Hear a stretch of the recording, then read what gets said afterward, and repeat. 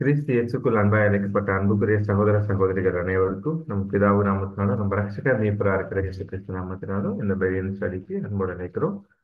கூடியிருக்கிற அனைத்து பரிசுத்தவான்களுக்கும் கிருபையும் சமாதானம் உண்டாகுது என்று சொல்லி நமது இந்த கூட்டத்தில் ஜெபத்தில் வழிநடத்தக்கூடிய சகோதரி எஸ்தர் ராணி அவர்கள் நம் அனைவர் சார்பாக அன்போடு அழைக்கிறோம்.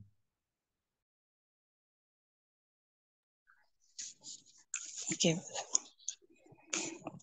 மகா பரிசுத்தமுள்ள அன்பும் இரக்கமும் தயவும் உள்ள எங்கள் பரிசுத்த பரம தந்தையே, அப்பவும் ஒருவருக்கே துதியும் கனமும் மகத்துவமும் எங்கள் கர்த்தரும் நாதருமாகிய இயேசு மூலமாக செலுத்துகிறோம். உம்முடைய கிருபையும் இரக்கமும் மகா பெரியது. இதோ இந்த நாள் வரைக்கும் எங்களை கண்ணின் மணியைப் போல பாதுகாத்து எங்களை எல்லா விஷயத்திலும், ஆவிக்குரிய விஷயத்திலும் மாம்சத்துக்குரிய காரியங்களிலும் எங்களை போஷித்து பராமரித்து வருகிற மகா பெரிய தயவுக்காக கூட நாங்கள் நன்றியும் துதியும் ஏறெடுக்கிறோம் தந்தையே.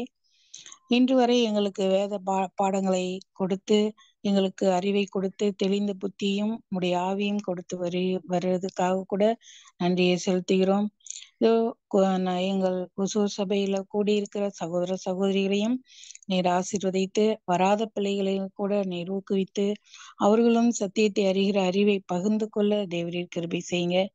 இப்பொழுது நடக்கக்கூடிய அந்த பழைய கொஸ்டினை கூட எங்களுக்கு புரிதலின் ஆவியை கொடுத்து உற்சாகத்தோடும் ஊக்கத்தோடும் நாங்கள் அதை படித்து நாங்கள் புரிந்து கொள்ள தேவரீர் எங்களுக்கு கிருபை செய்யுங்க. அப்படியாக எங்களுடைய ஒவ்வொரு காரியங்களையும் உமது பாதத்தில் வைக்கிறோம். உடல் நலம் சரியில்லாத பிள்ளைகளையும் கூட உமது பாதத்தில் வைக்கிறோம். அவர்களுக்கும் சுகத்தை தந்து அவர்களும் உற்சாகத்தோடு உம்முடைய சத்திய வேலைகளை தொடர தேவரீர் கிருபை செய்ய வேண்டுமாய் எங்கள் நாதரும் மீட்பரும் இரட்சகருமான இயேசுவின் மூலமாக உம்மை நோக்கி கெஞ்சி மண்டாடுகிறோம் எங்கள் ஜீவனுள்ள பரம தந்தை. ஆமென். ஆமென். Thank you sister. அன்புக்குரிய சகோதர சகோதரிகளே, நம்ம கடந்த நாள் 11ஆம் கொஸ்டின் 3rd சாப்டர் ஃபர்ஸ்ட் வால்யூம்ல நம்ம பார்த்தோம். இன்னைக்கு 12ஆம் கொஸ்டின் நம்ம ஆரம்பிக்க போறோம். ஸோ 12ஆம் கொஸ்டின் இங்கிலீஷ்ல, what are the books of Moses and what proves how we that they were or were not written by Moses? இந்த கொஸ்டின் அப்படியே தமிழ்ல வாசிக்க முடிய அன்போடு அழைக்கிறேன்.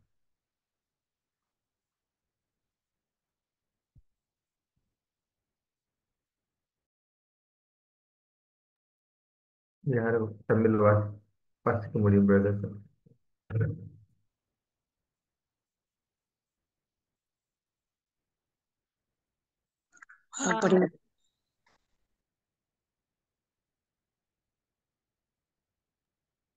படிக்கிறேன். Question number 12. மோசே எழுதிய புஸ்தகங்கள் என்னென்ன, மேலும் அவை மோசேயினால் எழுதப்பட்டது அல்லது எழுதப்படவில்லை என்பதற்கு நாம் பெற்றிருக்கும் நிரூபணங்கள் என்ன?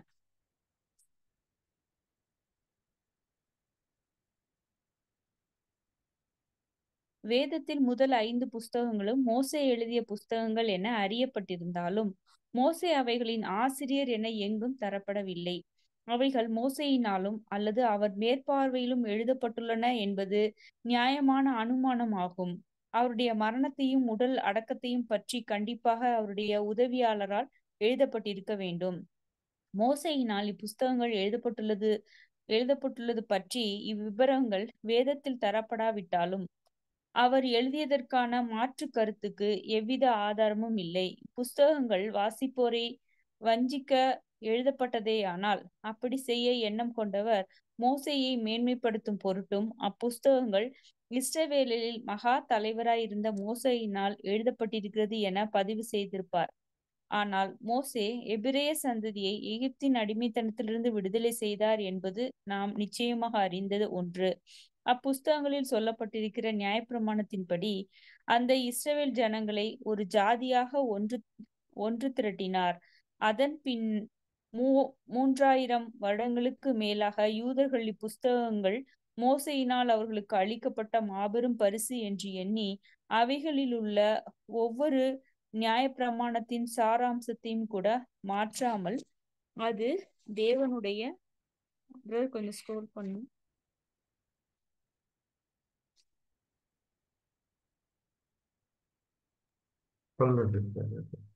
ஒரு அது தேவனுடைய புனிதமான வார்த்தைகள் என்று நிரூபிக்கும் வகையில் போற்றி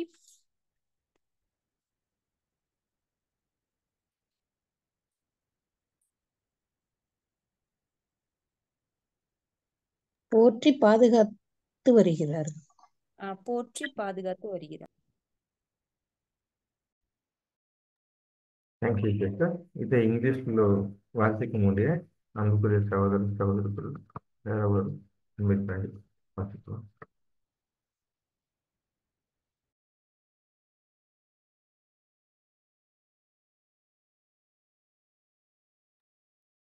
ఇంగ్లీష్లో யாரோ படிக்க முடியும்? படிக்கிட்டா? Yes, sister. The books of Moses and the laws therein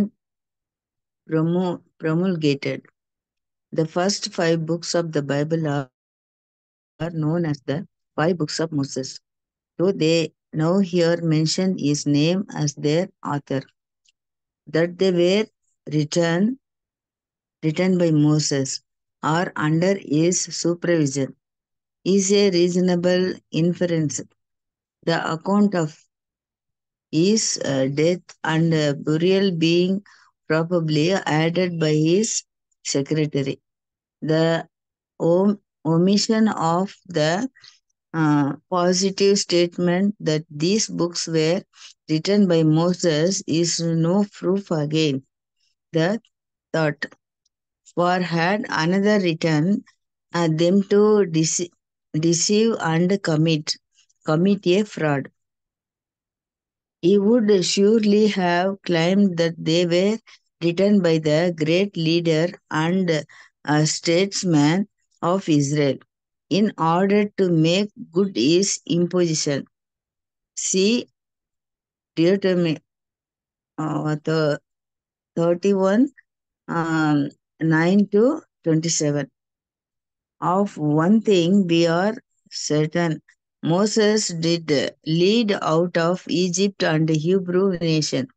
He did organize them as a nation under the laws set forth in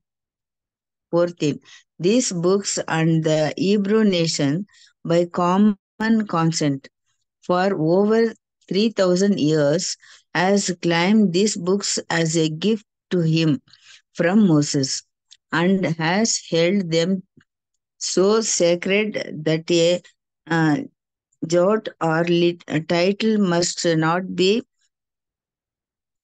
altered, thus giving assurance of the purity of the text. Thank you, sister. அன்புக்குரிய சகோதர சகோதரிகளே, இதில் உங்களோட கருத்துக்கள் அன்வைட் பண்ணிட்டு தெரிவிக்கலாம். முதல்ல யார் வரீங்க?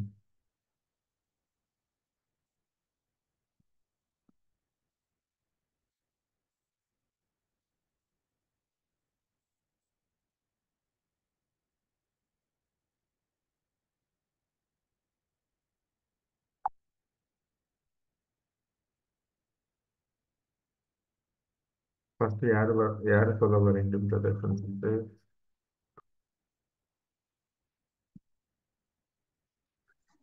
நான் சொல்றேன் பிரதர். சொல்றேன் பிரதர். சொல்லுங்க. சொல்லுங்க.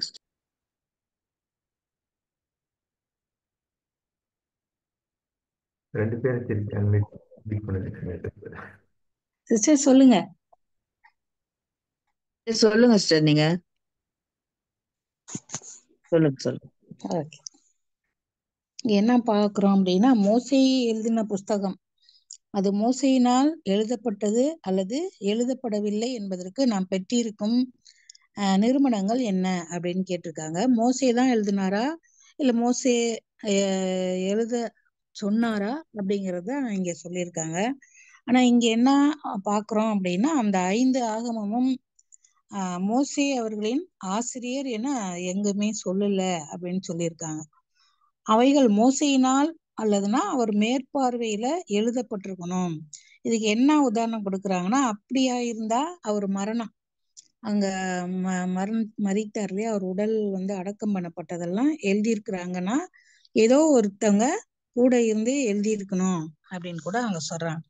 ஆனா நம்ம வசனத்துல பார்த்தோம்னா மோசே எழுதினதாக தான் நம்ம உபாகமம் 31ஆம் அதிகாரத்துல நம்ம பார்க்கிறோம். 31:9 நமக்கு சொல்றாரு, மோசே இந்த நியாயப்பிரமாணத்தை எழுதி அதை கர்த்தருடைய உடன்படிக்கை பெட்டியை சுமக்கிற லேவி புத்திரரான ஆசாரியருக்கும் இஸ்ரவேலுடைய மூப்பர் எல்லாருக்கும் ஒப்புவித்தார் அப்படின்னு அங்க சொல்றாங்க. அதே போல 24 இருந்து கூட படுக்கலாம். மோசே இந்த நியாயப்பிரமாணத்தின் வார்த்தைகள் முழுவதையும் ஒரு புஸ்தகத்தில் எழுதி முடித்த பின்பு மோசே கர்த்தருடைய உடன்படிக்கை பெட்டியை சுமக்கிற லேவியரை நோக்கி, நீங்கள் இந்த நியாயப்பிரமாண புஸ்தகத்தை எடுத்து அதை உங்கள் தேவனாகிய கர்த்தருடைய உடன்படிக்கை பெட்டியின் பக்கத்திலே வையுங்கள். அங்கே அது உனக்கு விரோதமான சாட்சியாய் இருக்கும் அப்படின்னு கூட அங்க சொல்ற. அப்போ எழுதுனதாகவும் அங்க சொல்லப்பட்டிருக்குது. ஆனா அவருடைய இறந்ததை பத்தி எல்லாம் அங்க எழுதப்பட்டத யார் மூலமாவதாவது எழுதியிருக்கணும் அப்படின்னும் அங்க சொல்லப்பட்டிருக்குது அப்படின்னு நம்ம பாக்குறோம். அப்படி மத்தவங்க எழுதியிருந்தாங்க கூட என்ன பண்ணிருப்பாங்கன்னா, மோசே நல்லா உயர்ந்து அவரு ஒரு தலைவராகவும் ஒரு பெரிய உயர்ந்தவராகவும் கூட அங்க எழுதப்பட்டிருக்கலாம். அப்படியும் இல்லை. அப்ப இது எப்படிதான் எழுதப்பட்டிருக்கணும்னா, தேவனுடைய அந்த மேற்பார்வையில தான் எல்லா சங்கதியும் எழுதப்பட்டிருக்கணும் அப்படிங்கறத நமக்கு இங்க ஆதாரமாக சொல்லியிருக்குது. அடுத்ததாக அங்க என்ன பாக்குறோம், அடுத்த இதுல பார்த்தோம்னா, மோசே என்ன பண்ணாருன்னா, எகிப்திலிருந்து இஸ்ரேல் ஜனங்களை அடிமைத்தனத்திலிருந்து வெளியில கூட்டிட்டு வந்தார். அப்போ நிறைய காரியங்கள் அவங்களை கூட்டிட்டு வரப்ப நிறைய காரியங்கள் அவங்களுக்கு சொல்லி கொடுத்தாரு, நியாயப்பிரமாணத்தை கற்றுக் கொடுத்தாரு. அவங்க எல்லாரையும் ஒரே ஜாதியாக திரட்டிட்டு வந்தாரு. எல்லாமே பாக்குறோம். அத 3000 வருடங்களுக்கு மேலாக இந்த யூதர்கள் அந்த நியாயப்பிரமாண புஸ்தகத்தை எப்படி அங்க அந்த தேவாலயத்துல அந்த எழுதின புக்கை அங்க வைங்க, அவங்க படிக்கட்டும், சாட்சியா இருக்கட்டும் அப்படின்னு சொன்னாங்களோ, அது இப்ப வரைக்கும் அந்த யூதர்கள் என்ன பண்ணிட்டு இருக்கிறாங்கன்னா, ஒரு பெரிய அந்த பரிசாக தான் நினைக்கிறாங்க அந்த நியாயப்பிரமாண புஸ்தகத்தை. அது தேவனுடைய புனிதமான வார்த்தைகள் அப்படின்னு ரொம்ப அந்த புக்குக்கு மதிப்பு கொடுக்கறவங்களாக தான் இருக்கிறாங்க அப்படிங்கிறத இங்க நம்ம பாக்குறோம். Thank you. Thank you sister. Any other comments, brothers and sisters?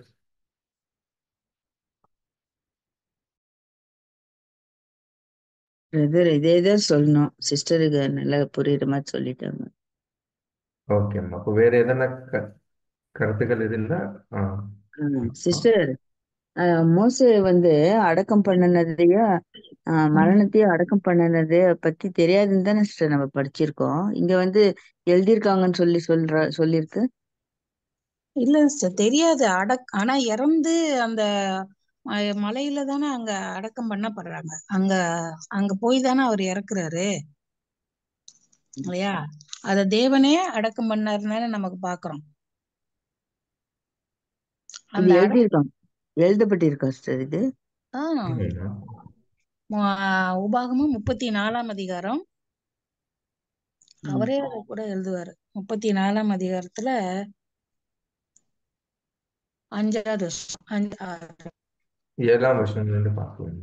ஆமா, 5ஆம் வசனம். அப்படியே கர்த்தரின் தாசனாகிய மோசே மோவாப் தேசமான அவ்விடத்திலே கர்த்தருடைய வார்த்தையின்படியே மரித்தான். அவர் அவனை மோவாப் தேசத்தில் உள்ள பெத்பேயருக்கு எதிரான பள்ளத்தாக்கிலே அடக்கம் பண்ணினார். இந்நாள் வரைக்கும் ஒருவனும் அவர் பிரேத குழியை அறியான். மோசே மரிக்கிற போது 120 வயதா இருந்தார். அவன் கண் இருளடையவும் இல்லை, அவன் பலன் குறையவும் இல்லை. பெத்பேயர்ல மோவாப் தேசத்துல அடக்கம் பண்ணினார். ஆனா தெரியல, இந்நாள் வரைக்கும் தெரியாதுன்னு சொல்லிட்டு அவர் உதவியாளர்கள் எழுதப்பட்டிருக்கணும்னு சொல்லியிருக்காங்களே, அதுதான் கேட்க. அது இறந்தது தெரியும் இல்லையா அவருக்கு? அத எல்லாரும் அழுதுகிட்டு இருந்திருக்கிறாங்களே 8வது வசனத்துல. மோவாபின் சமமான வெளிகளில் மோசேக்காக 30 நாள் அழுது கொண்டாடினார்கள். அப்போ இறந்தது தெரிஞ்சிருச்சு இல்லையா அவங்களுக்கு? இறந்தது தெரிஞ்சிச்சு. ஆனா இப்போ அந்த கல்லறை எங்க இருக்குது இதுவரைக்கும் தெரியாது அப்படி அங்க சொல்லப்படுறதுமா. சரி. என்னன்னா அது அடக்கம் தெரிஞ்சிச்சு. அடக்கம் எங்க பண்ணாங்க என்னன்னு ஒண்ணும் தெரியாதானு. ஆமா, ஒருவேளை தெரிஞ்சிச்சுன்னா என்ன ஆகும்னா, இந்த இஸ்ராயல் ஜனங்கள் இந்த மோசேன்னு வந்து ஒரு பெரிய அவர்தான் மெஸ்ஸியான்னு சொல்லிடுவாங்கன்ட்டா. ஏன் அப்படி இல்லைன்னா, ஒரு ஐடியல் வர்ஷிப் விக்கிரகாராதனை வந்து 40 நாள் அங்க மலைக்கு போனப்பயே இங்க கண்ணுக்குட்டியை உண்டாக்கிட்டாங்க கீழே. இல்லாட்டி இவருடைய பிரேதம் கிடைச்சிச்சுன்னா என்ன பண்ணுவாங்க? தெய்வமா ஆக்கியிருப்பாங்க அவரை.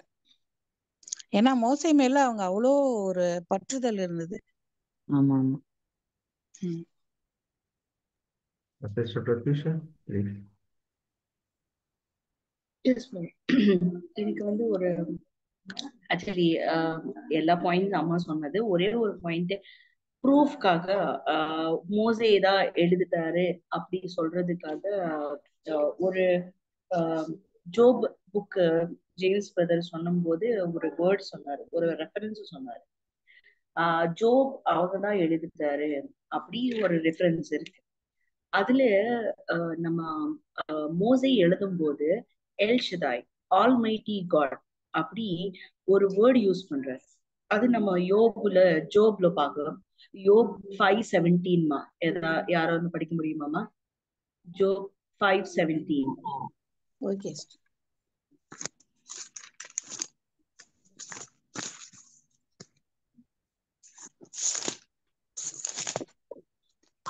யோபு 5ஆம் அதிகாரம் 17வது வசனம். இதோ தேவன் தண்டிக்கிற மனுஷன் பாக்கியவான். அதுவா சிஸ்டர்? அதுதாம்மா. ஆகையால் சர்வ வல்லவருடைய சிக்ஷையை அற்பமாக எண்ணாதிரும். இங்க ஆல்மைட்டி காட் அப்படி ஒரு வேர்டு வந்துச்சு. அதே நம்ம ஜெனிசிஸ்ல பார்க்கலாம். ஜெனிசிஸ் 17:1. ஆதியாகமம் 17:1. 99 வயதான போது கர்த்தர் ஆபிரகாமுக்கு தரிசனமாகி, நான் சர்வ வல்லமையுள்ள தேவன், நீ எனக்கு முன்பாக நடந்து கொண்டு உத்தமனாயிரு.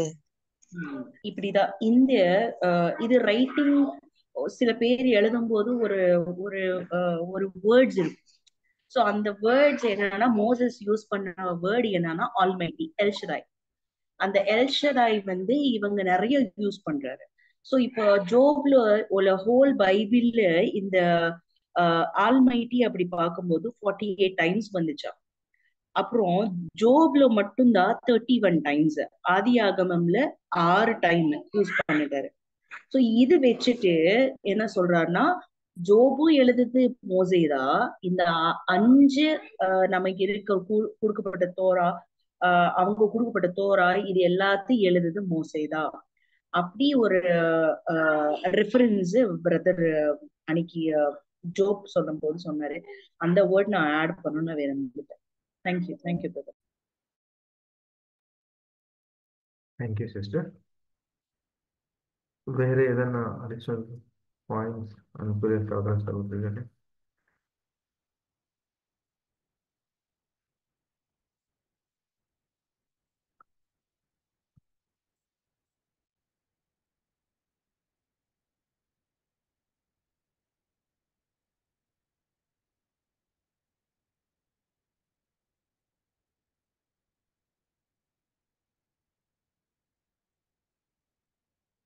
இது எல்லாருக்கும் புரிஞ்சிச்சுன்னா நம்ம அடுத்த கொஸ்டின் பார்க்கலாமா பிரதர்ஸ் கொஸ்டின்?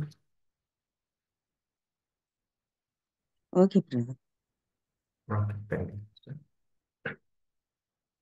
13ஆம் கொஸ்டின். How does the Genesis account of creation compare with that of the other nations, and what is the reasonable conclusion respecting Moses as its author? இந்த கொஸ்டின் அப்படியே தமிழ்ல வாசிக்க முடியும் என்பது. நான் படிக்கிறேன். ஓகே. சிருஷ்டிப்பு குறித்த ஆதியாகம புத்தகத்தின் பதிவுகள் மற்ற தேசத்தாரின் பதிவுகளோடு எவ்வாறு ஒப்பிடப்படுகிறது? மேலும் மோசே அதன் ஆசிரியர் என்பது தொடர்புடைய விஷயத்தில் நியாயமான முடிவு என்ன? இது மோசே எழுதின இப்புத்தகங்கள் மட்டுமே அது எழுதப்பட்ட அக்காலங்களில் மிகவும் நம்பத்தகுந்த சரித்திரங்களை உடையதாய் இருக்கிறது. சீனா தேச சரித்திரம் சிருஷ்டிப்பை குறித்து சொல்லும்போது கடவுள் ஒரு படகில் ஏறி ஒரு கைப்பிடி மண்ணை கொண்டு போய் தண்ணீரில் போட்டதாகவும் அம்மண்ணே உலகமாயிற்று என்றும் கூறுகிறது. ஆனால் சிந்திக்கும் ஒரு குழந்தை கூட இப்படிப்பட்ட பேச்சில் வஞ்சிக்கப்படாதபடிக்கு அதை ஒரு கட்டுக்கதை என்று சொல்ல முடியும். அதற்கு மாறாக வேதத்தில் ஆதியாகமத்தில் சிருஷ்டிகரும் நுண்ணறிவுள்ள மூல காரணருமான கடவுள் ஒருத்தர் இருக்கிறார் என்ற ஏற்கனவே சொல்லப்பட்ட நியாயமான அனுமானத்துடன் ஆரம்பிக்கிறது.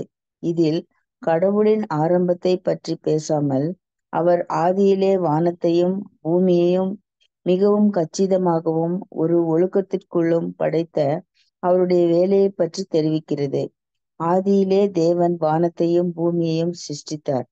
அதன் பின் பூமி உண்டாக்கப்பட்ட விதத்தை விபரமாக முழுமையாக விளக்காமல் சிருஷ்டிப்பின் 6 நாட்களில், அதாவது யுக நாட்கள், மனிதன் வாழ அவசியமானவைகளை சிருஷ்டித்ததை படிப்படியாக விவரிக்கிறது. சொல்லப்பட்டவை கடந்த 4000 வருடங்களாக கண்டுபிடிக்கப்பட்ட விஞ்ஞான வெளிச்சத்துடன் முரண்பாடில்லாமல் ஒத்துப்போகிறது. ஆகவே லட்சக்கணக்கான பணம் செலவழித்தும் நவீன கருவிகளை பயன்படுத்தியும் கடந்த 3000 ஆண்டுகளாக கண்டுபிடிக்கப்பட்ட ஆராய்ச்சிகள் மற்றும் அறிவை தொகுத்து அளவிட்டாலும் கூட மோசே என்ற தனி மனிதனின் அறிவிற்குள் ஒப்பாகும் என்று கூறினாலும் மோசே தேவனால் ஏவப்பட்டு எழுதினார் என்று சொல்லுவதே எல்லா புத்திக்கும் மேலாக ஏற்றுக்கொள்ளக்கூடியதாக இருக்கும். Thank you sister. சேம் பேராகிராஃப் இங்கிலீஷ்లో படிக்க முடியும் அன்பான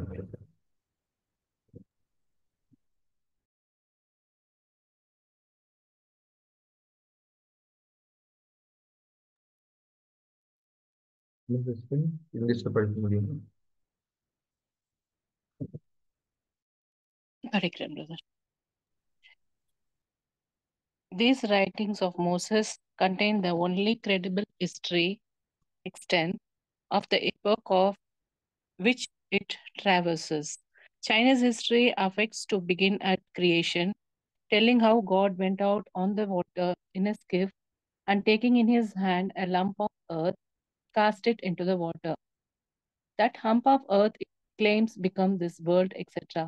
But the entire story is so devoid of reason that the merest child of intelligence would not be deceived by it. On the contrary, the account given in Genesis starts with the reasonable assumption that a God, a creator, an intelligent first cause already existed. It treats not of God's having a beginning, but of his work and of its beginning and its systematic orderly progress. In the beginning, God created the heavens and the earth. Then, stepping over the origin of the earth without detail or explanation, the narrative of the 6 days of preparing it for man proceeds. That account is substantially corroborated by the accumulating light of science for 4,000 years. Hence, it is far more reasonable to accept the claim that its author, Moses, was divinely inspired than to assume that the intelligence of one man was superior to the combined intelligence and research of the race in 3,000 years since, aided by modern implements and millions of money. Thank you sister. அன்புக்குரிய சகோதர சகோதரிகளே, இந்த கொஸ்டின்ல உங்களோட புரிதல் unmute பண்ணிட்டு சொல்லலாம்.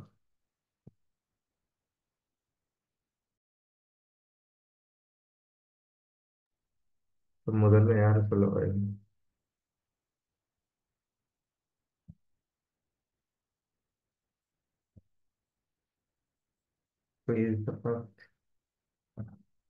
Brother இது கொஸ்டின் ஒரு நிமிஷம் தமிழ்ல போடுங்க.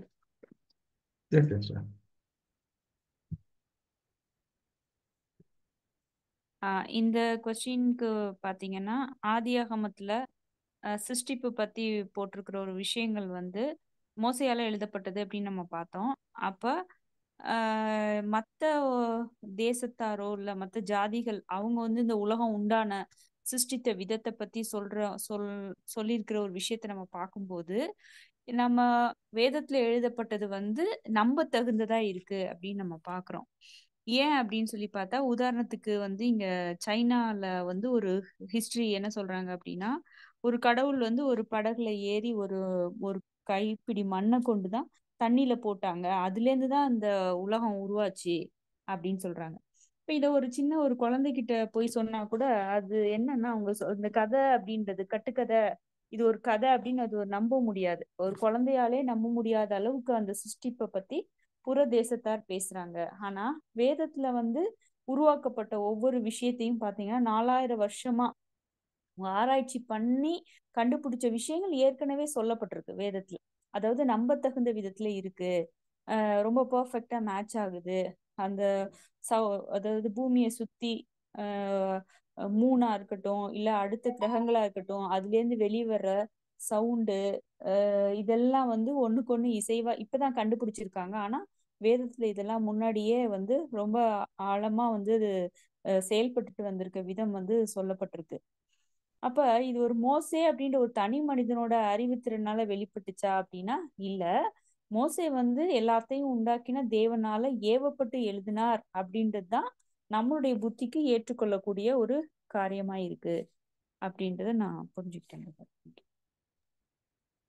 Thank you sister. மற்ற சகோதர சகோதரி உங்களோட கருத்துக்கள் தெரிவிக்கலாம்.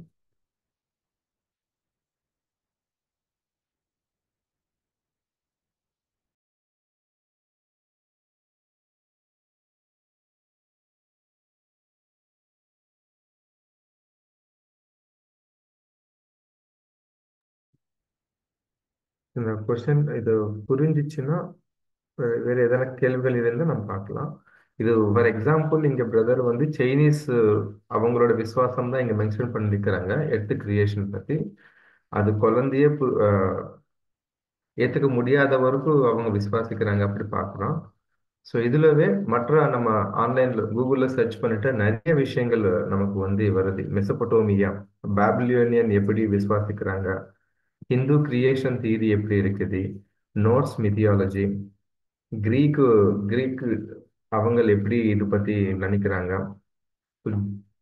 Next Abraham religious, Judaism, Christianity, Islam, Chinese, Mayan creation, indigenous Australian dreamtime, நிறைய விஷயங்கள் வந்து ஈஜிப்சியன்ஸ் எப்படி புரிஞ்சுக்கிறாங்க அப்படி நிறைய விதங்கள் இருக்குது.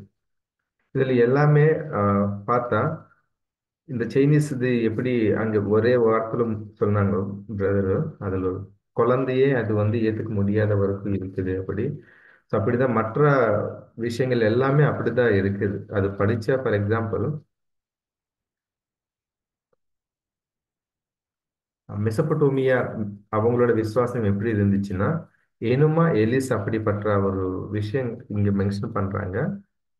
இந்த கிரியேஷன் டிஸ்கிரைப்ஸ் மர்தக் அப்படிப்பட்ட ஒரு காடெஸ் வந்து தி தியமத் அப்படிப்பட்ட அந்த காடெஸ், அந்த அஹ், தேவதை இருக்குது. அவங்க பாடி மூலமா தான் இந்த எர்த் வந்து கிரியேஷன் ஆகுது.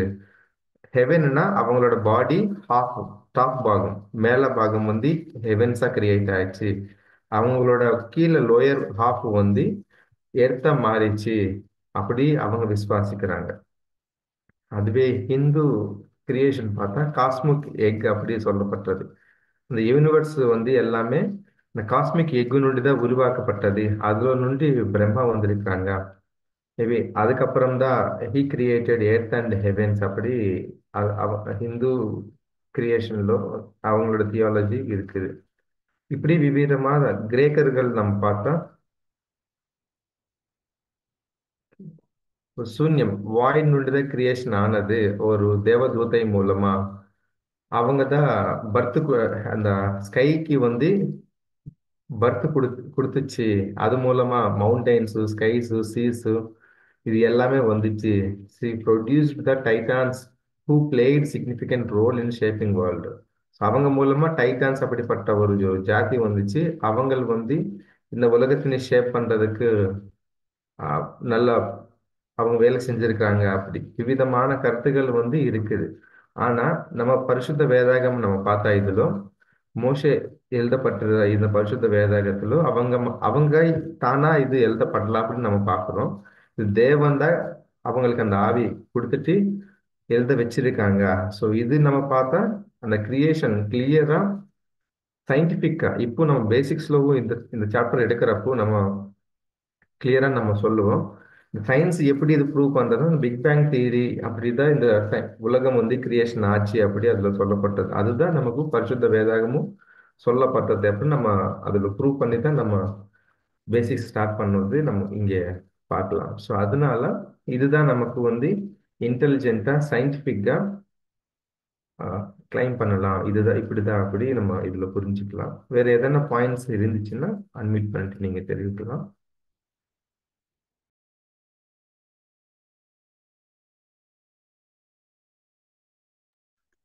நீங்க சொன்ன மாதிரிக்கு பிரதர் சொன்ன மாதிரி கடவுள் பத்தி இந்த இதுல வந்து கடவுளை பத்தி அவரு எப்படி வந்தாரு என்ன அதை பத்தியே இல்லை. வானத்தையும் பூமியையும் அவர் எப்படி ஒரு ஒழுங்காக படைச்சாரு, அந்த பூமி உண்டாகிறதுக்கு அந்த மனிதர்கள் வர்றதுக்கு தேவையான அவங்க வாழ்றதுக்கு தேவையான காரியங்கள் எல்லாம் படிப்படியா ஒரு பெரிய கால அளவு அவருக்கு ஏற்பட்டுச்சு அப்படின்னு கூட அங்க பாக்குறோம்.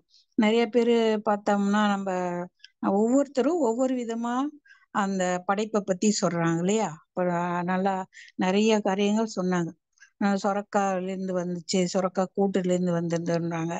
அப்புறம் யானை 4 பக்கட்டும் பூமியை தாங்கிட்டு இருந்துச்சு அப்படின்னு சொல்றாங்க. இந்த மாதிரி ஒவ்வொருத்தரும் ஒவ்வொன்றும் சொல்லும்போது இப்ப இருக்கிற காலகட்டத்துல யாருமே நம்புறதுக்கு இல்லை. இந்த பூமியை கூட பாத்தீங்கன்னா தட்டையா இருக்குன்னு சயின்ஸ்ல சொல்லிட்டு இருந்தாங்க. ஆனா அது உருண்டையா இருக்குன்னு எப்பவோ பைபிள்ல நமக்கு எழுதப்பட்டிருக்கு. அதை கண்டுபிடிக்கிறதுக்கே எவ்வளவு லட்சக்கணக்கான பணம் செலவழிச்சு கண்டுபிடிச்சு அப்புறமா பூமி உருண்டை அப்படின்னு ஆராய்ச்சியாளர்கள் கண்டுபிடிச்சாங்க. இப்ப இதுல இருந்து நம்ம பார்த்தோம்னா அந்த ஆதியாகமத்துல இருந்து 5 ஆகமத்தையும் மோசே ஒரு தனிப்பட்ட ஆளா எழுதியிருக்க முடியாது. தேவனால் அங்க ஏவப்பட்டுதான் எழுதியிருக்கணும் அப்படிங்கறதா இங்க நம்மளுக்கு நல்லா கன்ஃபார்மா தெரியுது.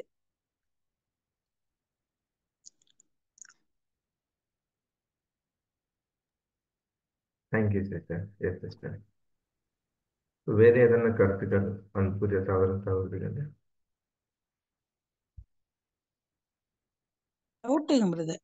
இப்போ மோசே தான் எழுதினாருன்னாங்க. அப்புறமா இங்க நம்ம முதல் கொஸ்டின்ல பார்த்தோம் இல்லையா, அந்த ஒரு உடல் அடக்கம் பண்ணது மரணம் அதெல்லாம் பார்த்தோம். இப்ப இது யாரு எழுதியிருப்பா?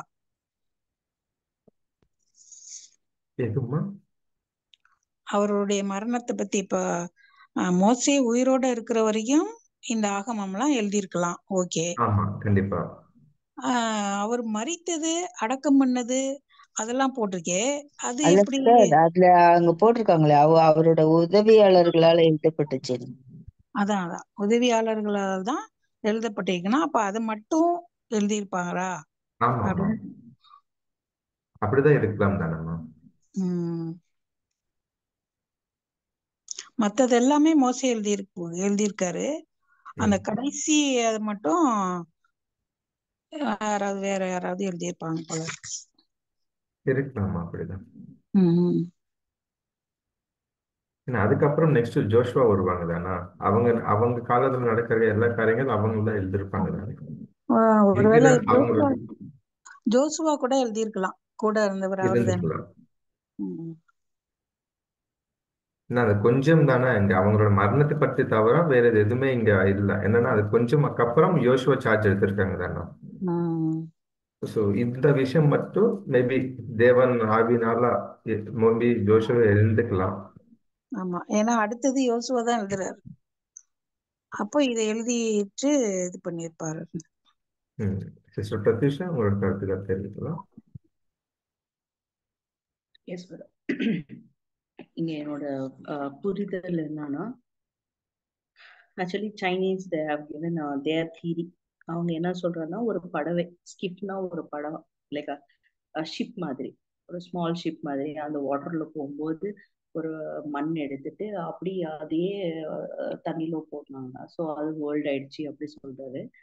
ஸோ இது என்னோடது என்னன்னா, நம்ம இந்த வால்யூம் 1லயே செகண்ட் சாப்டர் நம்ம படிச்சுட்டோம். எவல்யூஷன் பத்தி படிச்சுட்டோம். அதுல ஒரு பட்டர்ஃப்ளை பத்தி, ஃபிஷ் பத்தி, ஃப்ராக் பத்தி, குதிரை பத்தி படிச்சுட்டோம் நம்ம. அப்போ அங்கே ஒரு சொல்றாரு என்னன்னா, தண்ணீர்ல இருந்து உருவாக்குது, எர்த்ல ஒரு ஸ்பீஷீஸ் வருது. அப்படி அங்கே ஒரு சில சொல்லிட்டே இருக்கிறாரு. அப்போ இப்போ நம்ம ஜெனசிஸ் 1 சாப்டர் படிக்கும்போது நமக்கு ஒரு ஒரு ஒரு ப்ராசஸ் தெரியும். Actually the first one, God என்ன கிரியேட் பண்ணிட்டாங்கன்னா லைட் கிரியேட் பண்ணிட்டாரு. லைட் கிரியேட் பண்ணதுக்கு அப்புறமா என்ன கிரியேட் பண்ணிட்டாருன்னா வாட்டர், அதை செப்பரேட் பண்ணிட்டார். அதுதான் மிட்ஸ்ட் ஆஃப் த வாட்டர் பண்ணிட்டார். ஸோ அதுக்கப்புறம் என்ன பண்ணாங்கன்னா எர்த் பண்ணிட்டார். எர்த் எதுக்காக? எர்த் பிளான்ஸ் வேணும். இப்போ ஒரு ஒரு சீக்வன்ஸ் பாருங்க. லைட் இல்லைன்னா, தண்ணி இல்லைன்னா பிளான்ட்டுக்கு லைஃப் இல்லை. ஆக்சுவலா என்ன, பிளான்ஸ் கண்டிப்பா அது போட்டோசிந்தசிஸ் போடும். அது பிளான்ஸ் ஃபுட்டு பண்ணதுக்கு அப்புறம்தான் அது லைஃப் வரும் அதுக்கு. அப்போ தண்ணி இல்லைன்னா, சன் இல்லைன்னா பிளான்ஸே சீடே நமக்கு குரோத் ஆக முடியாது. தண்ணி தானே போடுறோம் நம்ம. பிளான்ட் எங்க வைக்கிறோம்? சன்னுக்கு தானே வைக்கிறோம், உள்ள வைக்கிறது இல்லை. ஸோ பாருங்க, அடுத்தது யாருக்கு பண்ணாங்கன்னா நம்ம என்ன சொல்றோம்னா அதுக்கப்புறம் கிரேட் லைட்டு, அதுக்கப்புறம் நம்ம ஹியூமன் அனிமல்ஸ், அதுக்கப்புறமா மனுஷகர் வர்றாரு. ஸோ எல்லாத்தையும் பண்ணிட்டதுக்கு அப்புறமா நமக்கு ஃபுல்லா கொடுத்துட்டு நீங்க அது ஒரு ரூல் பண்ணுங்க அப்படின்னு நமக்கு கொடுத்துட்டாரு. இப்போ பிளான்ஸ் அனிமல்ஸ் இல்லைன்னா நம்ம இருக்க முடியாது. இப்போ லைட்டு வாட்டர் இல்லைன்னா பிளான்ஸ் இருக்க முடியாது. இப்போ பிளான்ஸ் இல்லைன்னா அனிமல்ஸ் இருக்க முடியாது. ஸோ இப்போ என்னன்னா ஒரு சீக்வென்ஸ் பாருங்க. இந்த சீக்வென்ஸ் எப்படி இருக்கு? சைனா சொல்றது ஒரு கல் எடுத்துட்டு, ஒரு மட்டி எடுத்துட்டு, ஒரு ரவுண்டா பால் பண்ணிட்டு அப்படி தூக்கானா அது ஒரு எர்த் ஆகும் அப்படி சொல்லும் போது எல்லாரும் பசங்களை சிரிப்பா, கண்டிப்பா சிரிப்பா. சோ அதனால மோசே எழுதுது ஒரு சூப்பர்விஷன்ல எழுதிட்டாரு. சூப்பர்விஷன் அவங்க பார்த்துட்டே இருக்காரு. அவங்க ஒரு ஹோலி ஸ்பிரிட் கொடுத்துட்டு அவங்க எழுதி வைக்கிறார். நான் இப்படி பண்ணேன், நீ இப்படி எழுது அப்படிதான் சொல்றாரு. ஸோ அந்த சீக்வன்ஸ் பார்க்கும்போது ஒரு அழகா, ஆமா கரெக்டு தான், நம்ம கன்வின்ஸ் ஆகணும். நம்ம கன்வின்ஸ்னா அது ஆக்செப்ட் பண்ண மாதிரி இருக்கு. ஸோ அது யாரு என்ன கொடுத்தானோ கண்டிப்பா நம்ம தேவன் கொடுத்தது ஹோலி ஸ்பிரிட்ல எழுதப்பட்டதா, மோசஸ் கூட எழுதப்பட்டதா, அதுதான் உண்மை. அதனால என்ன தீசிஸ் வந்தாலும் அதை ஆக்செப்ட் பண்றதுக்கு நம்ம எஸ்பெஷலி நமக்கு அது வராது. ஃபியூச்சர்ல வேர்ல்டுக்கு தெரியும் யாரு அப்படி பண்ணாரு. அது என்னோட புரிதல் கதை. Thank you sister. நெக்ஸ்ட் அம்மா இப்போ பார்த்தா டிட்ரானமி, தமிழ்ல என்ன சொல்லலாமா? உபாகமாமா? உபாகம் 31ஆம் அதிகாரம்ல நம்ம பார்த்தா அந்த மரணத்தை பத்தி மட்டும்தான் நமக்கு கேள்வி இருக்குதானா? ஆனா தர்மசாஸ்திரம்னா அவங்களோட மரணம் அதுல இன்க்ளூட் ஆகாது. தர்மசாஸ்திரம்னா நமக்கு தெரியும் தேவனுக்கு கீழ்ப்படி நடக்கிறதுக்கு அவங்களுக்கு கொடுக்கப்பட்ட அந்த கட்டளைகள் அப்படின்னு நமக்கு தெரியும் தானே. ஸோ நம்ம 31ஆம் அதிகாரம்ல நம்ம பார்த்தா தேவன் ஆல்ரெடி மோசைக்கு முன்னாடியே தெரிவிக்கிறாங்க, நீங்க செஞ்சின இந்த தவறுக்காக தான் நான் நீங்க கனானிலோ பிரவேசிக்க மாட்டேங்க. ஆனா நீங்க உங்களுக்கு நான் காமிச்சிட்டு அதுக்கப்புறம் நீங்க இப்படி செத்துருவாங்க அப்படி அவங்களுக்கு கிளியரா சொல்லிடுவாங்க. சேம் டைம் ஜோஷுவாவும் அவங்க அபிஷேகம் பண்ணுவாங்க. ஸோ அங்க நடந்த காரியங்கள் வேணும்னா நம்ம ஒரு தடவை படிக்கலாம். அப்போதான் இது கிளியரா நமக்கு விளங்கும். 31ஆம் அதிகாரம். அவரே சொல்லுவாரு, நான் உங்களாலதான் அந்த மாதிரி பண்ணிட்டேன், நான் இறக்க போறேன் அப்படின்னு சொல்லிட்டு யோசுவா அபிஷேகம் பண்ணுவாரு. 31ஆம் அதிகாரத்துல 24ஆம் வசனம் பார்க்கலாம். 23, 24, 25. மோசே இந்த நியாயப்பிரமாணத்தின் வார்த்தைகள் முழுவதையும் ஒரு புஸ்தகத்தில் எழுதி முடித்த பின்பு மோசே கர்த்தருடைய உடன்படிக்கை பெட்டியை சுமக்கிற லேவியரை நோக்கி, நீங்கள் இந்த நியாயப்பிரமாண புஸ்தகத்தை எடுத்து அதை உங்கள் தேவனாகிய கர்த்தருடைய உடன்படிக்கை பெட்டியின் பக்கத்திலே வையுங்கள். ஸோ இங்க பாத்தீங்கன்னா அவங்க பொறுமையா அதெல்லாம் எழுதி முடிஞ்சதுக்கு அப்புறம் அப்படி நமக்கு சொல்றாங்க இங்க. ஸோ முடிஞ்சுக்கு அப்புறம் அவங்க லேவியர்களுக்கு அங்கே ஒரு கட்டளை கொடுக்குறாங்க, இது அந்த நிபந்தனை பெட்டைக்கு அங்க பக்கமா ஓரமா வச்சுங்க, இது உங்களுக்கு சாட்சியா இருக்கும் அப்படி சொல்லி, அதுக்கப்புறம் அத்தியாயத்துல நம்ம பார்த்தா இது எல்லாமே அவங்களுக்கு சொல்லி கொடுப்பாங்க திருப்பி ஒரு தடவை. இது உங்களோட மனசுல நினைவுல வச்சுக்கோங்க, இதுக்கு ஜாகிரதையா அப்படி எல்லாமே படிச்சு அவங்களுக்கு எக்ஸ்பிளைன் பண்ணி அதுக்கப்புறம் தான் அவங்க போய் டெத் ஆகிறது நம்ம பார்க்கலாம். அடுத்த வசனத்துல கூட சொல்றாரு பாருங்க, நான் கலக குணத்தையும் உன் கடின கழுத்தையும் அறிந்திருக்கிறேன். இன்று நான் இன்னும் உங்களுடன் உயிரோடு இருக்கையில் கர்த்தருக்கு விரோதமாக கலகம் பண்ணினீர்களே, என் மரணத்திற்கு பின்பு எவ்வளவு அதிகமாய் கலகம் பண்ணுவீர்கள் அப்படிங்கிறார். அப்போ அந்த மரணத்தை பத்தி அங்க சொல்லிடுறாரு. கிளியரா இருக்குது. 29 இருக்கு பாருங்கம்மா, 29. 29 இருக்கு. என் மரணத்துக்கு பின்பு நீங்கள் நிச்சயமாய் உங்களை கெடுத்து நான் உங்களுக்கு கட்டளையிட்ட வழியை விட்டு விலகுவீர்கள்.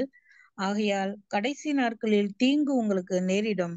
உங்கள் கை கிரியைகளினாலே கர்த்தரை கோபப்படுத்தும்படிக்கு அவர் பார்வைக்கு பொல்லாப்பானதை செய்வீர்கள் என்பதை அறிவேன் என்று சொல்லி இஸ்ரவேல் சபையார் எல்லாரும் கேட்க மோசே இந்த பாட்டின் வார்த்தைகளை முடியும் வரைக்கும் சொன்னான். நீங்க அந்த மாதிரிதான் பண்ண போறீங்க, தேவனுடைய கோபம் வரும் அப்படிங்கிற எல்லாத்தையுமே சொல்லிட்டாரு. நமக்கு இது கிளியராவே இருக்குது. மோசே தான் இது தர்மசாஸ்திரம் வந்து எழுதியிருக்காங்க அப்படி. நான் அவரோட மரணம் பத்தி நமக்கு தேவையில்லை, இது தர்மசாஸ்திரம்னா நமக்கு தெரியும் தானே கிளியரா, கட்டளை தான். அப்புறம் தான் அடுத்ததாவே யோசுவா எழுதுறார். யோசுவான்னு புத்தகம் உபாகமுக்கு அப்புறம் யோசுவா தானே. அப்ப இதை எழுதிதான் அவர் தான் எழுதியிருக்கோம். கண்டிப்பா.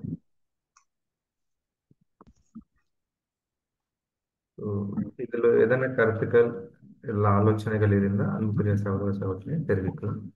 எல்லாம் நம்ம ஏவினை நீக்கி தங்கி படிக்கலாம். ஒரு 14th क्वेश्चन பார்க்கலாமா? சின்ன क्वेश्चन இல்ல சின்ன क्वेश्चन தான் பிரதர், பார்த்தலாம். ஓகேப்பா. The 14th question, what can be said in general about the laws of Moses? Question அப்படியே தமிழ்ல வாசிங்க. மோசேயின் நியாயப்பிரமாணம் குறித்து வாசிங்க. மோசேயின் நியாயப்பிரமாணம் குறித்து பொதுவாக சொல்லப்படக்கூடியவை என்ன? மோசேயின் புத்தகத்தில் எழுதியிருக்கும் நியாய பிரமாணத்தின் முறையை அடுத்ததாக பார்ப்போம். அவைகள் பாகுபாடு இன்றி அக்காலத்திற்கும் அதன் பிற்காலத்திற்கும் 20ஆம் நூற்றாண்டுக்கு கூறிய அறிவுக்கு ஏற்பட்டது. இந்நூற்றாண்டின் சட்ட திட்டங்கள் கூட மோசேயின் நியாய பிரமாண கொள்கையின் அடிப்படையிலேயே நிறுவப்பட்டுள்ளன.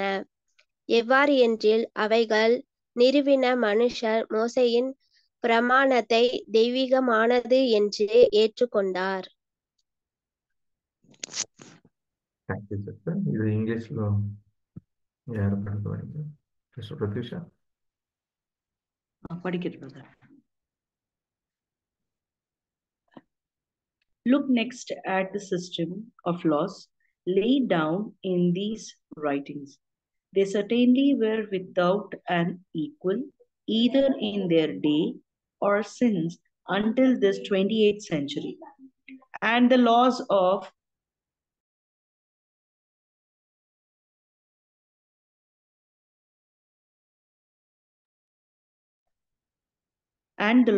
of this century are based upon the principles laid down in the Mosaic law and framed in the main by men who acknowledge the Mosaic law as of divine origin. Thank you, sister. அன்புக்குரிய சகோதர சகோதரிகளே, உங்களோட கருத்துக்கள் அன்புக்கு வேண்டி தெரிவிக்கலாம்.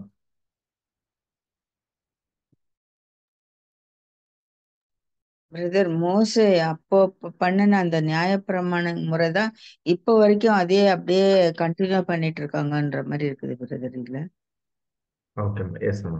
இப்போ 20th செஞ்சுரியில கூட அவர் சொன்ன அந்த நியாயப்பிரமாணம் தான் இப்ப கூட அதை அப்படியே கடைபிடிக்கிறாங்க அப்படிங்கிற மாதிரி தான் அதுல. கரெக்ட்மா. 21ஆம் நூற்றாண்டு நம்ம இருந்தாலும் ஸோ மோசே அது தெய்வீக அந்த வல்லமையினால அது எழுதப்பட்டதுனால இப்போதைக்கு அதுதான் நம்ம ஃபாலோ பண்றோம் அப்படி இங்கே சொல்லப்பட்டது. இல்லை வேற எதனா கருத்துக்கள் இருந்தா தெரிஞ்சுக்கலாம். எஸ் சிஸ்டர் விஷயம். Yes brother. Actually correct number தெரியாது. பட் மோசஸ் வந்து அவங்க நியாயம் தீர்ப்பு பண்றதுக்கு கஷ்டமாயிடும் அப்படின்னு நினைச்சிட்டு அவங்களோட பீப்புளுக்கு பிரிச்சுட்டு ஒரு எல்டர்ல மாதிரி கொடுக்குறாரு. ஆக்சுவலி நம்ம பாலிடிக்ஸ்லயும் அப்படிதான் நம்ம பண்றோம். ஆஸ் வெல் அஸ் நம்ம முனிசிபாலிட்டி அப்படி ஒரு ஒரு சில பேருக்கு மட்டும்தான் அப்படி ஒரு லீடர்ஸ் மட்டும் we are selecting. So whatever the law was given by the Lord through the Moses, இப்பவும் அந்த பிரின்சிபல் நம்ம ஃபாலோ பண்ணிட்டே இருக்கு. Yes sister. அவங்களுக்கு அறியாம தேவன் கொடுத்த இந்த கட்டடத்துல இருந்த சில லாஸ் வந்து அப்படியே ஃபாலோ பண்றது நம்ம இதுல பார்க்கலாம். சிஸ்டர் ஏதோ சொல்ல வரீங்க, சொல்லுங்க சிஸ்டர். அது சிஸ்டர் சொன்னது போலதான் மோசேயின் நியாயப்பிரமாணத்தின் அந்த கட்டளை எல்லாமே இப்போ வரைக்கும் அதை ஃபாலோ பண்றாங்க. அறியாம கூட இல்ல, அதை பாக்குறாங்க. அந்த நம்ம வேதாகமத்தை பார்த்து அந்த என்னென்ன எப்படி ரூல்ஸ் பண்ணணும், எப்படி அந்த பார்லிமெண்ட் எல்லாம் எப்படி ரூல்ஸ் பண்றோங்கிறதெல்லாம் நம்முடைய சட்டத்திட்டத்தை பார்த்துதான் பண்றாங்க. பைபிள வேதாகமத்தை பார்த்துதான் மோசேயின் நியாயப்பிரமாணத்தை பார்த்துதான் செய்யறாங்க. ஏழைகள் பணக்காரவங்க, ஏழைகளுக்கு எப்படி செய்யணும், பணக்காரவங்க எப்படி நடத்தக்கூடாது அப்படிங்கிற காரியமெல்லாம் இதுல பார்த்துதான் நிறைய விஷயங்கள் அங்க செஞ்சிட்டு இருக்கிறாங்க. இன்னும் அந்த பாக்குறோம், அந்த ரோட்ல போகிறதுக்கு கூட சட்டம். ஒருத்தன் தப்பு பண்ணிட்டா அதுக்கு என்ன தண்டனை, இந்த தப்பை மீறுறாங்களா, கொலை பண்ணிட்டாங்கன்னா அதுக்கு என்ன தண்டனை. இப்போதான் என்ன பண்ணிட்டாங்கன்னு பார்த்தா ஆயுள் தண்டனைன்னு போடுறாங்க. இப்ப அந்த கொலை பத்தி ஏன்னா தெரியாம ஒருத்தரை கொலை பண்ணிரும், பொய்யா சொல்லிட்டாங்கன்னா அவங்கள கொலை பண்ணிடும்னு என்ன பண்ணிடுறாங்கன்னா நல்லா தீர்ப்பு வர வரைக்கும் ஆயுள் தண்டனை மாதிரி போட்டுறாங்க.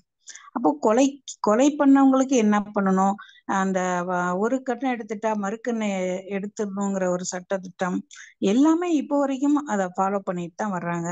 அப்படிங்கதான் நம்ம அப்போ மோசேயினுடைய அந்த எவ்வளவு ஒரு தெய்வீகமான ஒரு நியாயப்பிரமாணம் அப்படின்னு தான் இங்க நமக்கு தெரியுது. இந்த நீட் லா கிரியேட் எஸ் சிஸ்டர் சிஸ்டர். பிரதர், இப்ப பாத்தீங்கன்னா நம்ம கிட்ட இருக்கிற சட்ட திட்டங்கள் அதெல்லாம் எப்படி வந்துச்சு அப்படின்னு கொஞ்சம் நம்ம பார்க்கும்போது நம்மள வந்து ஆட்சி பண்ணாங்க இங்கிலாந்து. அவங்களுடைய சட்டத்திட்டங்கள் தான் நம்ம அப்படியே நமக்கும் கொடுத்துட்டாங்க. ஸோ அவங்க எங்கேருந்து எடுத்தாங்க அப்படின்னா எல்லா கிறிஸ்டியன் நேஷன்ஸ் எல்லாமே வந்து இந்த மொசாய்க் லாலேருந்து தான் வந்து எடுத்தாங்க. அப்படின்னு பார்க்கும்போது இப்ப எல்லா நாட்டிலையும் பாத்தீங்கன்னா பெரும்பான்மையான கிறிஸ்தவ தேசங்கள் அவங்களுக்கு கீழே ஆட்சிக்கு கீழே இருந்த எல்லா நாட்டிலையும் பாத்தீங்கன்னா நியாயப்பிரமாணத்துல சொல்லப்பட்ட விஷயங்கள் தான் இப்ப நமக்கு சட்ட திட்டங்களா கூட நம்ம பயன்படுத்திட்டு வரோம் அப்படின்றது கூட நம்ம ஒரு சிம்பிளா புரிஞ்சுக்கலாம். Yes sister, correct. சரி, இந்த சட்டம் பண்றவங்களுக்கு கிளியரா தெரியுது இது பைபிள் நுண்டிதான். அப்படி மற்ற ஜனங்களுக்கு வந்து சில பேருக்கு தெரியலாம், சில பேர் அறியாம வந்து அவங்க இதுக்குள்ள வரதை நம்ம பார்க்கலாம். Yes sister Pratheesha.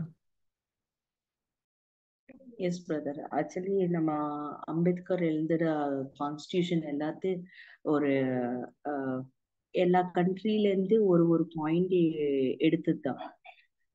ஸோ அதனால அது எல்லா கண்ட்ரீஸ்லயும் இட்ஸ் இங்கிலீஷ் கிறிஸ்டியானிட்டம்ல இருந்து தான்.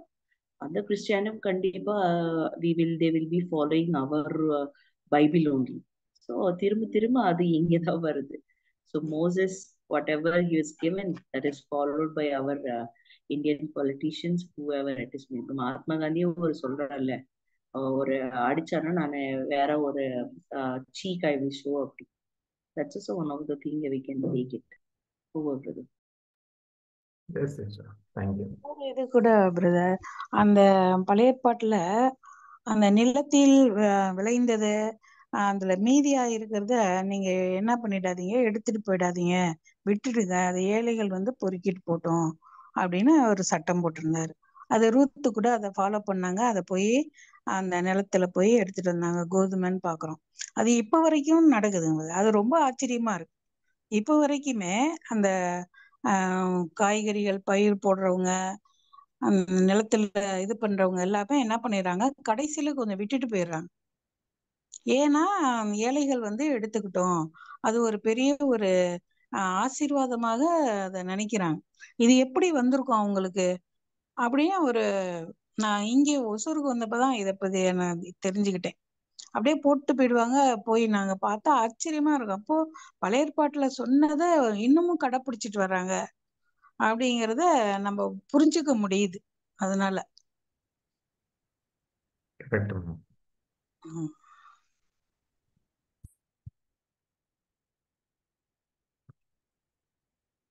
அன்புக்குரிய சகோதர சகோதரிகளே, இப்போ வந்து நம்ம 3 கொஸ்டின்ஸ் பார்த்தோம். ஸோ இது எல்லாருக்கும் புரிஞ்சிச்சு அப்படி விசுவாசிக்கிறோம்.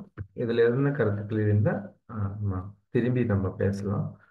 ஸோ இப்போ இனிமேல் இணைங்கிட்டீங்கள் படிக்க முடிய சகோதரி மரியாள் அவர்கள் அப்படியே முடிவு ஜெபத்தில் நடக்க முடிய சகோதரி அனுவில்சன் நம்ம அனைவர் சார்பாங்க அன்புடன் அழைக்கிறோம்.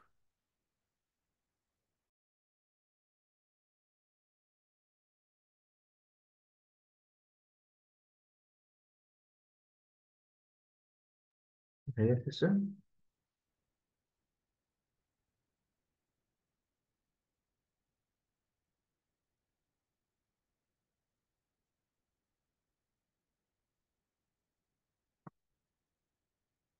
ஓகே, நிர்மலா சிஸ்டர் படிக்க முடியுமா? ஓகே பிரதர், படிக்க. ஓகே.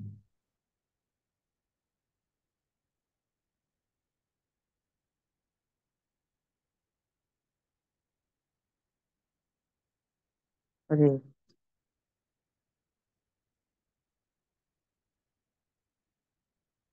இரவின் இணைகீதங்கள்.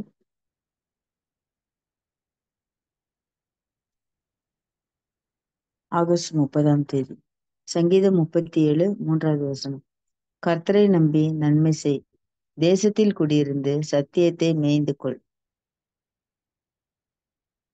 தேவனால் வாக்குத்தத்தம் பண்ணப்பட்ட நன்மைகளை உலகம் பெறப்போகிற அவரது ஏற்ற வேளை விரைகிறது என்பதை உணர்கிறோம். கடந்த காலத்தில் தேவன் தம்மை நம்பி இருந்தவர்களை ஆதரித்து ஆசீர்வதித்ததை நாம் அறிந்திருக்கிறோம். ஆகவே இந்த சுவிசேஷ யுகத்தில் இருக்கின்ற நாம் என்ன சொல்லுவோம்? பழங்காலத்தில் இருந்தவர்களை காட்டிலும் வரக்கூடிய யுகத்துக்குரியவர்களை காட்டிலும் நம்முடைய காலத்தில் எல்லா வழிகளிலும் அவருடைய அதிகமாக கிருபைகளை அனுபவிப்பதை உணர்ந்து கொள்கிறோம். தேவன் தம்முடைய விசேஷ குடும்பத்தின் பிள்ளைகள் ஆகும்படி அனுகிரகம் செய்திருக்கிறார். முற்காலத்தில் தம்முடையவர்களை தமது தயவுள்ள கரத்தால் தாங்கிய தேவன் தற்காலத்தில் இருக்கும் நம்மை அதி விசேஷமாக ஆசீர்வதித்து காப்பது நிச்சயம். அந்த ஆவிக்குரிய ஆசீர்வாதங்களை பெற்றுக்கொள்ள நாமும் மனப்பூர்வமாய் விசுவாசத்தின் கிரியைகளை காண்பிக்க வேண்டும். நாம் பாவிகளாய் இருக்கையில் தேவன் நம்மை மீட்க தம்முடைய குமாரனையே தந்தருளி இருக்க, இப்பொழுது நாம் அவருடைய புத்திரரானால் நம்முடைய பாவங்கள் மன்னிக்கப்பட்டிருக்கையில் கர்த்தராகிய இயேசுவோடு கூட நம்மை உடன் சுதந்திரராக்குவது எவ்வளவு நிச்சயம். என்ன வந்தாலும் நம்புவேன், தேவன் என் பட்சத்தில் இருக்கிறார் என்று ஒருமனப்பட்டவர்களாக ஆவியின் ஜீவியம் ஜீவிப்பவர்களுக்கு தேவன் பரிசுத்த ஆவியை அதிகமாக பொழிகிறார். ஆமென்.